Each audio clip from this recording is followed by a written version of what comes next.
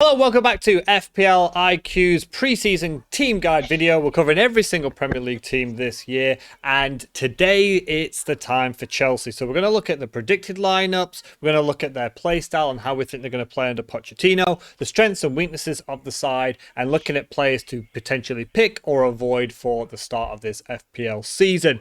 I'm joined today again by Teacher FPL Lucien. Good to have you. How are you feeling about Chelsea? I've been looking forward to this particular preview for weeks now, simply because Chelsea are such an exciting side. And you know how it goes. Every time we want to search for undervalued premium players, you look at the sides that fail to qualify for Europe, and that is pretty much where we find our gems. So really looking forward to what Chelsea do this season, especially under known quantity Pochettino.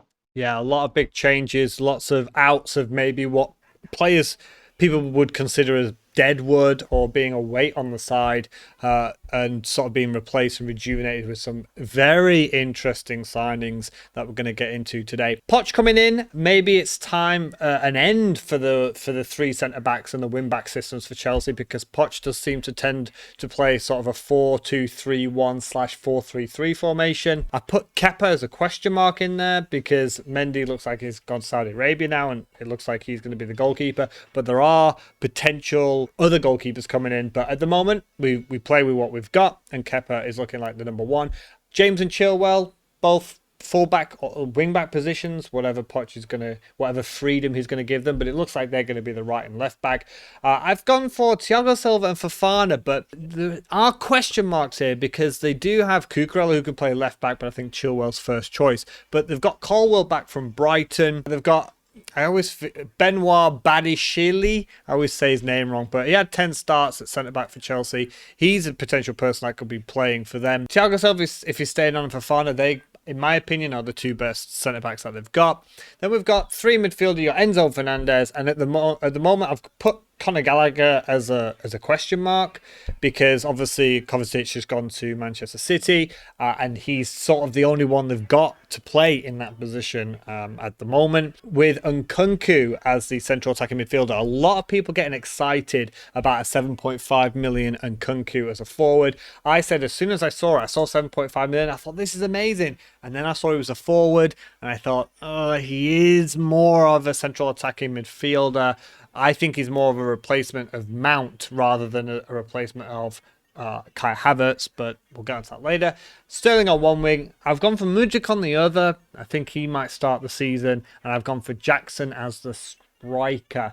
Now, if Poch does sort of change up his tactics, Nkunku could go to where Jackson is and play more like a false nine or like a deeper striker. So instead of an out-and-out central striker, as more of a sort of a deep lying striker.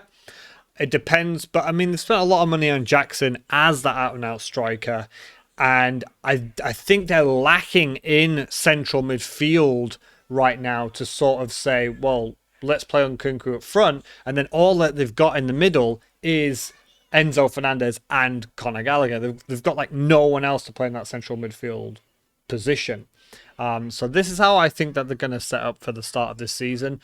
Caicedo, we've talked about in the Brighton video, could be on his way to Chelsea, but the player that they've got right now, as they start their preseason adventure and preparations, this is how I think that they're going to be looking as their strongest 11 until new signings are made. So how are you feeling about this Chelsea side? Anything you want to point out about the starting 11 or the shape or anything like that? Honestly, Rob, I'm extremely cautious about Chelsea, at least in terms of their lineup, because I looked at Pochettino's history philosophically, and wow, it is wildly different from his Southampton side to his early Spurs team to his late Spurs team.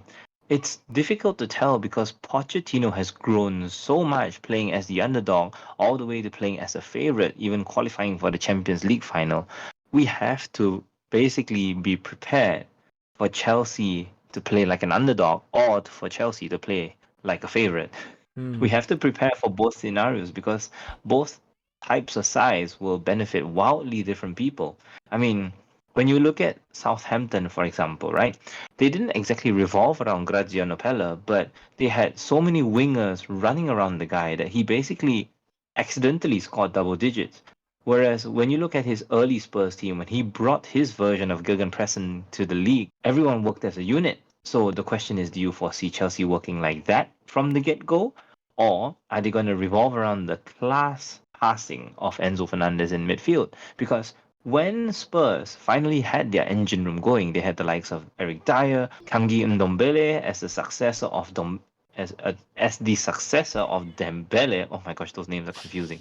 Everything clicked. So will Chelsea use their front four similar to what Kane, Eriksson, and Son had up front? Or are we going to look at something wildly different? Because the only commonality I could spot between all of Chelsea's sides, all of Pochettino's sides, is that he's a man manager that puts his best players in their best positions. So we got to ask ourselves, if we were to make a dream team around Chelsea's starting 11, where should everyone fit?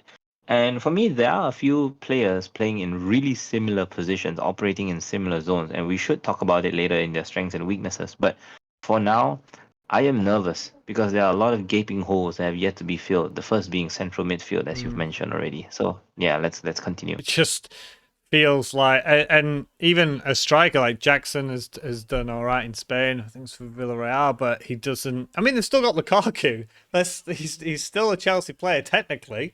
Yeah. New manager Pochettino has a word with him. You can't rule these things out. So let's go on to the strengths and the weaknesses then. Strengths I've got here: Pochettino as manager. I think he's a top manager. I mentioned earlier they had a lot of deadwood, potential drags on the team, bad negativity in the dressing room. A lot of them have now gone, so they've recouped a lot of money from there. They've brought in, I think, a couple of good players. I think Nkunku is a good player. Issues with good Bundesliga players joining the Premier League, especially Chelsea. We shouldn't connect them. We shouldn't have Havertz and Werner and Nkunku. They did well in the Bundesliga, went to Chelsea, it was horrible. We can't exactly do like a like-for-like comparison, but from what I've seen from Nkunku, especially like Champions League and Europe and stuff like that, he looks like a good player. But I think a strength is just that on paper they're a good team. They should not be struggling to score goals like they were, especially under Potter last season. They've got good young players in there who should be doing a lot better. Maybe they just had a nightmare of a season last season and things weren't right. Maybe Poch is exactly the kind of manager to come in and say, right, let's start again, clean slate. You guys are good players. Let's play it this way. So a strength, I think, is going to be the manager and just getting them back to the quality of players, which they are. You look at that back line, James Chilwell, Thiago Silva, and Fofana, it's a good back line. Sterling, Nkunku, Mudryk, these are not bad players. These are top players, especially on the wing. They shouldn't be struggling as much as they were last season. And I think Pochettino is a huge strength for this side. What are the strength parts that you'd like to mention about Chelsea? The irony is that I do find that their strengths are actually in the players who are not superstars. The players who are not worth 100 million euros, pounds, are actually the glue that keeps the team together. You've mentioned Conor Gallagher and Enzo Fernandez. I actually find that there is a third midfielder that will come to prominence soon. It's not Ruben Loftus-Cheek. He's played wing-back enough times. I'm referring to Lewis Hall, who is actually their third choice left back now, who has the capability of playing in midfield as a left footer. Left footers in Chelsea are at a premium at the moment. I think they only have Mudryk there. Honestly, Ben Chilwell, when he's fit, counts, but that's all they have. I'm looking at this side, and number one, they have so many players leaning right that they have gaping holes on the left to fill, especially after the departure of Hakim Ziyech. Now, secondly, they have way too many all-rounders that will operate all across the pitch. Even after selling Kai Havertz, Nico Jackson, Nkunku, even Raheem Sterling, all of these players play all across the board. And Pochettino is going to probably spend 6 to 8 games experimenting with each one just to find where he has an advantage versus the rest of the league. I don't disagree that Pochettino is a good manager, but I do disagree that Chelsea right now are a squad that is better than the rest of the league. I would probably put them in terms of player quality in between 10th and 6th right now. Probably on par with Spurs. Simply because Raheem Sterling aside, that starting 11 has almost no experience of winning the Premier League bar Thiago Silva. It's all promise, it's all talent, but they need a system, or at least they need a clear strategy on how they're going to win games. The problem with Graham Potter and Thomas Tuchel managing this side all the way to the end was that they had so many big names and they had the capability of taking leads in games, but they just could never finish them off. All these players like Mudryk and Raheem Sterling all had chances to showcase their talents. They did it once. They do it like once per 90 minutes and they just never kill the game off. How would Pochettino do it remains to be seen, because nobody really recalls Spurs smashing teams apart. They usually manage games as well. So I'm really curious to see how Pochettino would act under this new era, especially without European football. It's going to be a fast start, but after they cool off, I think everyone's going to be really curious how they grind through the difficult games. Yeah. So that's for me. Yeah, the ingredients are all there. A couple of points. So the first one about Lewis Hall. Hopefully Poch has seen it because obviously he's coming in as a new manager. But he had 8 starts in the Premier League, and 7 of those came this year, this calendar year. So he is becoming more used. I mean, 4 of his games came in May as well. So he was getting used towards the back end of the season, but new manager leaves us unsure. But the final big strength I want to talk about is the fixtures. I know that they start at home to Liverpool, which is going to put a lot of people off. But for the first 8 games, I always look at the first 8 games because I usually wildcard within that time frame. They're top of the fixture ticker. They've got West Ham, Luton, Forest, Bournemouth, Villa, Fulham, and Burnley after that first game against Liverpool. So I will say that the final strength for me is the fixtures. So going on to their weaknesses, have they got over that horrible season that they've just had? So that's one point, the mentality. The other one is the new manager. So are they going to connect with Pochettino, or is it going to be another problem with another manager? New players, there's been a lot of ins and a lot of outs, so it's like a whole new dressing room that are getting used to each other. A strength could be those players that let them down, or people considered a bad addition to the atmosphere and the quality of the club have gone. New players have come in, but it's such a big change. New players in and out, plus new manager equals unknown. Like, we don't know if they're going to hit the ground running and it's going to be like a breath of fresh air, you know, the shackles are off, etc. Or is it going to be a negative where they don't know who is who and what is doing what kind of situation? Any weaknesses that you have picked out for this one? For me, the top performing players are still injury prone. James and Chilwell regularly on the medical table, so I don't think Pochettino can play his Southampton side. Having said that, Pochettino, well, a lot of things have changed in the league ever since Pochettino left for PSG. You know, coming back now, I think half the team can arguably play a very effective front foot press. So I think Pochettino will have his work cut out for him because he will have to create a new strategy on top of his existing one to just, not just say that, oh, I'm going to press teams down, keep myself on the front foot, because so many teams are doing that. I mean, teams all the way down to Wolves are doing that. So Pochettino probably has to come up with something on, like, to be ahead of this whole new trend where you start attacks with a goal kick and you have your 2 centre backs pull all the way to the 6-yard line. You have your full backs further out, and I don't know. I mean, will Pochettino adapt? Will he modify? Will he do better? Secondly, I think his speeds of attack from deep is going to be another issue because nobody really knows how he's going to break teams down. I think the biggest mystery here, the biggest X factor lacking within this Chelsea side is their number 10, because Chelsea, as much as we scan their squad for playmakers, does not have a genuine number 10 that will dominate games. Will the front 3 do it? Will the front 4 do it? Will it be Enzo Fernandez moving into the number 10?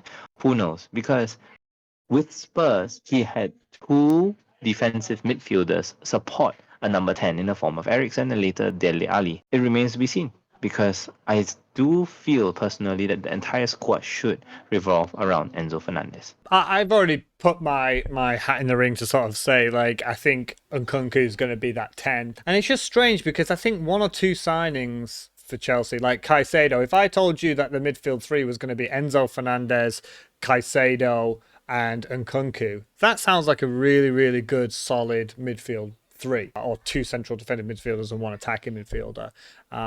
So let's go into our top three picks then. My first pick is going to be Raheem Sterling. Now, he's down to 7 million. I think he'll be back as a right wing. So at times it felt like under Potter, he was getting used at right wing back. I think that's not Poch's style. If he's going to be on, he's going to be back playing as one of those sort of front three players.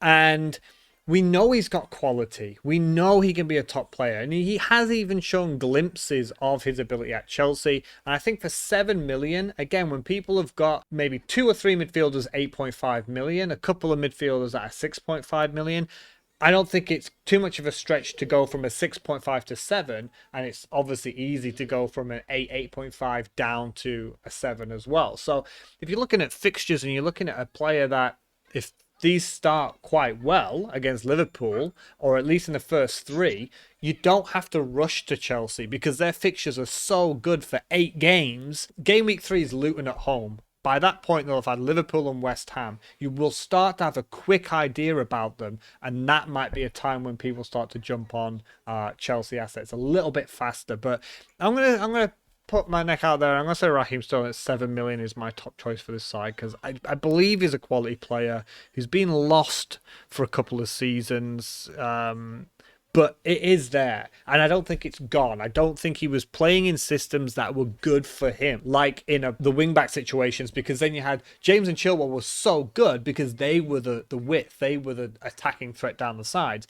Now, if Pochettino goes to like a 4-2-3-1 or 4-3-3, it's going to be down to the wingers to be the creative sides and be more important in the attacking system, and that's where I think Sterling's value will increase.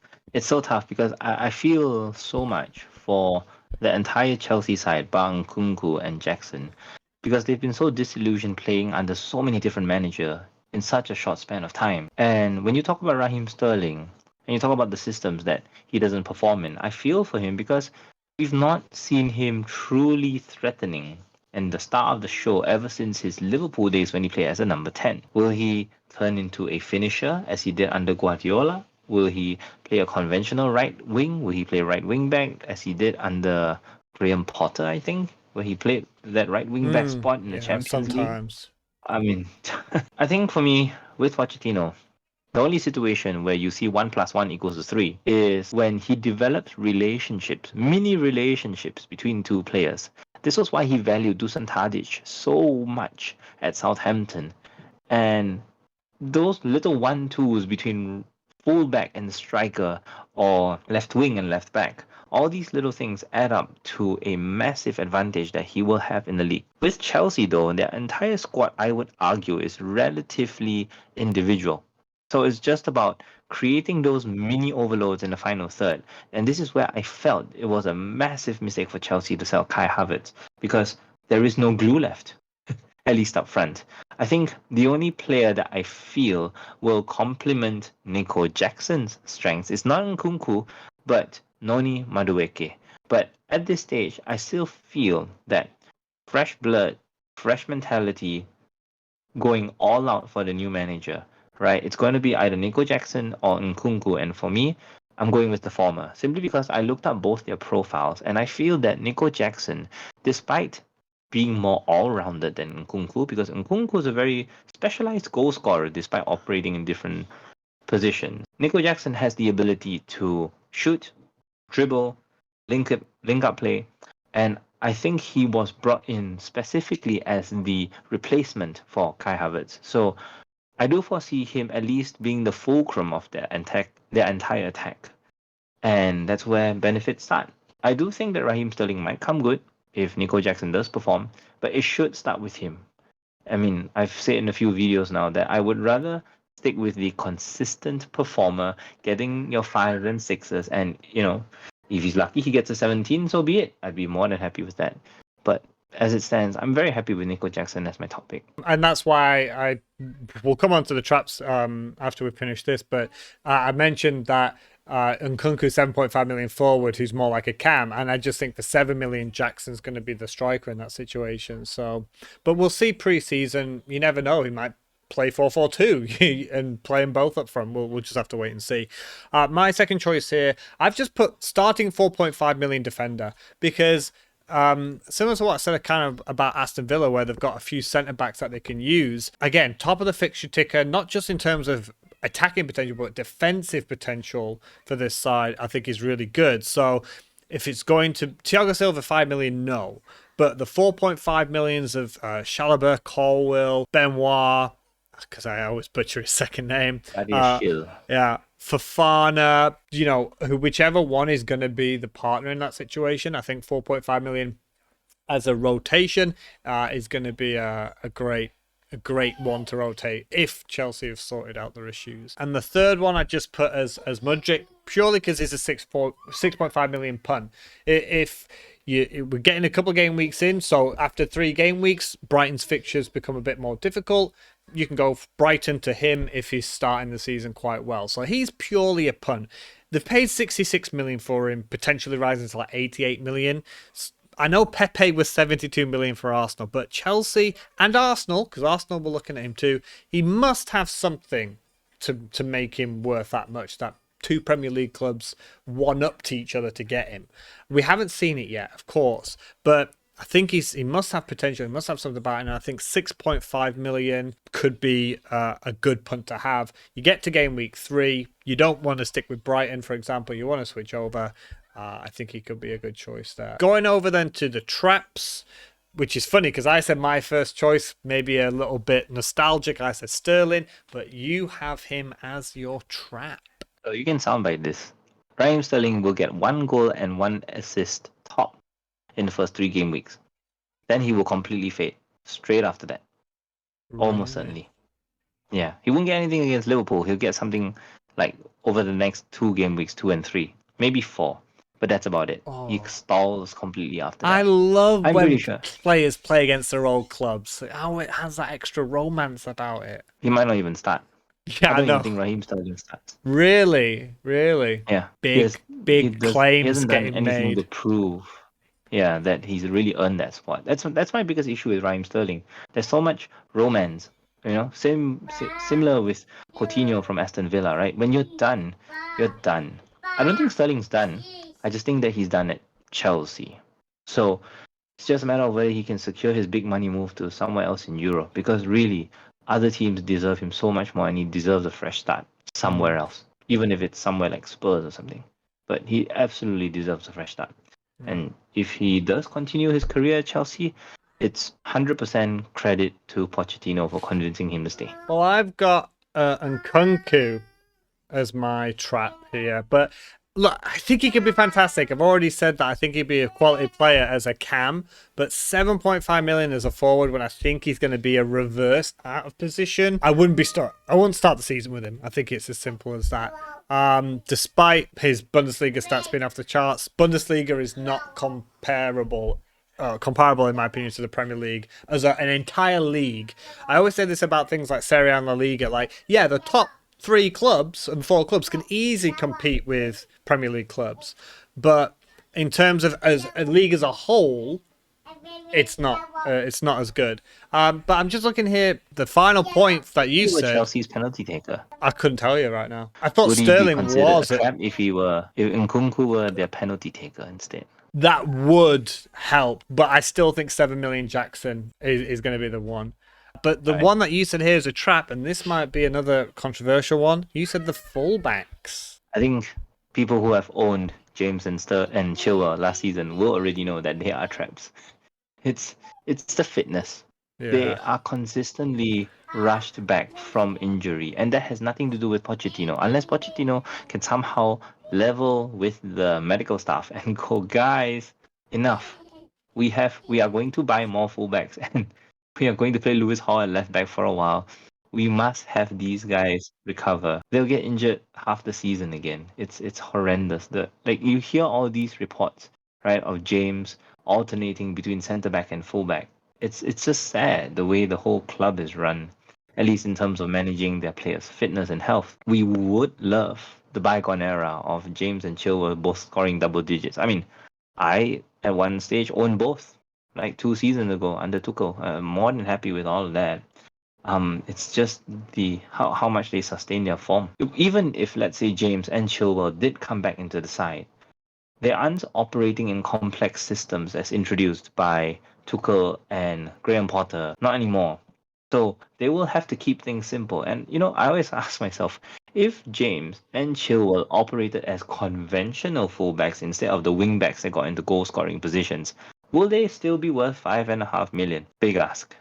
Very big ask. So I've given Chelsea a 6 out of 10 because they've lost the trust. I don't trust them particularly yet. All the new ins and outs of the players and everything. And despite the fixtures being good, and they've got the quality who are nicely priced, like I've already said about the likes of Sterling and Mudryk and the defense. But until I see a bit more trust brought back, I think for me, Chelsea are a 6 out of 10. What would you rate them at? I can see that you've got plenty of slashes and question marks in your starting lineup graphic. So let's put it this way. They start right now 4 out of 10 because they will definitely have Nico Jackson Nkunku, their goalkeeper, and Enzo Fernandez as their starting 4. For every player that will make their starting 11 in the transfer window, you add 1. So if they buy a first choice right back, add 1. Buy another first choice left back, add 1. But they start at 4 out of 10 for now. And in the coming weeks, the more starting 11 players they buy, the higher their rating goes. That's how I would judge Chelsea right now. I think that's fair. So that's it for our Chelsea guide for today.